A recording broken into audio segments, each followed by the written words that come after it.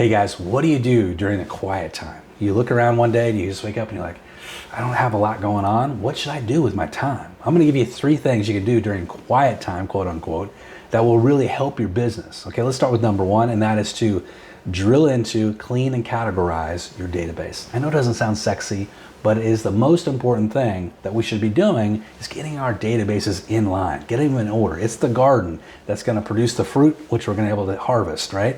But if weeds start crawling in and things start dying off, guess what? We're not gonna be able to feed our families, figuratively and literally.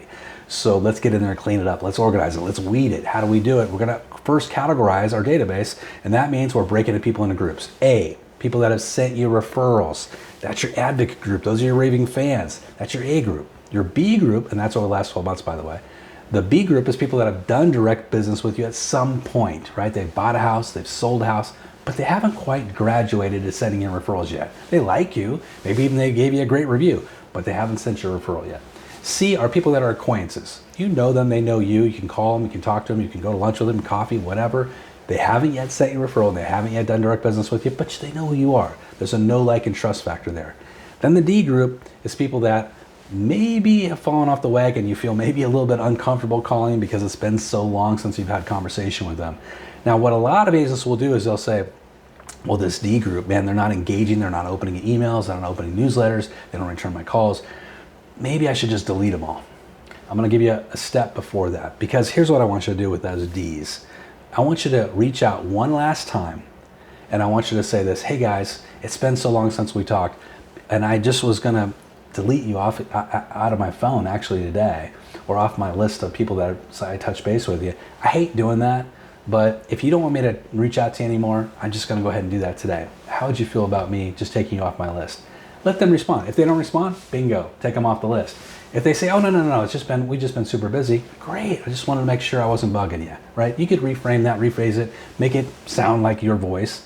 But at the end of the day, you're giving them the option. You want to be in or out. If they want to be out, kick them to the curb. You don't need to have people in there that are, wasting postage and time and just taking up space. You want people that may do some business with you, may refer to you, may become an advocate, right? That's the goal. We want to clean that database up. And let me give you one more tip, and that is when you are trying to build your database. And guys, we have to be building our database. Let's go back in time. Last year, a year or two ago, before we started to have these interest rates starting to rise rapidly and the market shifted, we could pretty quickly and honestly say that for every 10 people in your database, you'd average 1 closed sale if you were contacting them 20 to 50 times a year. Pretty much the gold standard in the industry. But that's not true today. You know why? The market's changed. Interest rates are higher, the market's in transition, a lot of people on the sidelines right now. So that number may be closer to 15, it could be 20. So our business could have been just cut in half. We could have gotten a haircut from our business, maybe not me, but you could have got a haircut with your business, because it's just taking a lot more people in your database to create the same level of sales. So what's the solution? The solution is, and another part of working on your database is adding people to your database.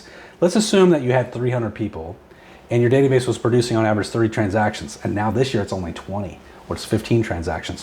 What's the solution? I got to add a bunch more people. Maybe I need to add 100, 200 people to my database. What am I going to do? How do I do it? Here's what I do. I open up my phone first, and I look at everybody in my phone, and I say, could I put them in my database? I open up my spheres of influence on my social media. I would call them our audiences there, but they're really a sphere of influence. And we start going down that list. Is everybody on here, could any of these people be in my actual sphere of influence?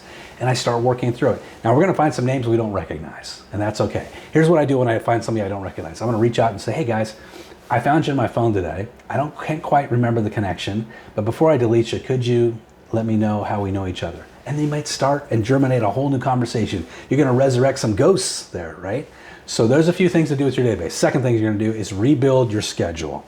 Time block and prioritize. Look at your schedule, open it up, and start time blocking. You're gonna time block the most important things, which is lead generation, networking with your sphere of influence, and drilling into your business, right? You're gonna schedule the most important things. But at the end of the day, your calendar should look like this: 1/3 scheduled, 2/3 open. Why? I can't schedule every minute of the day, and I wanna have a lot of open gaps where I can schedule in appointments with listings and buyers, right? And then the last thing is I want to rewrite my business plan. If it's been a while since you've written your business plan, sit down, take 3 hours, take 4 hours, take a half a day, and rewrite that business plan. Here's what that will give you. All 3 of these things are going to give you clarity on your business, and that clarity is going to give you motivation, and it's going to fire you up. And tomorrow morning you will wake up so refreshed, so energized, so excited about your business because you know where you're going. You have a direction, you have a heading, right? Hey guys, if you like this and you want more of this level of coaching, join us over at eRealEstateCoach.com, the Path Performance Coaching. 20 straight weeks of coaching me with you every single day, hundreds of downloads, marketing assets delivered to you every single week, and 3 live coaching sessions every single week. Guys, it's incredible. In the first month, only $1. We're gonna give it to you for $1. It's a special we got going, and I wanna earn your business during that month and show you the value it can deliver to you. I honestly believe you can add 20, 30, 40 transactions to your bottom line over the next 12 months. Guys, have a great day and good selling.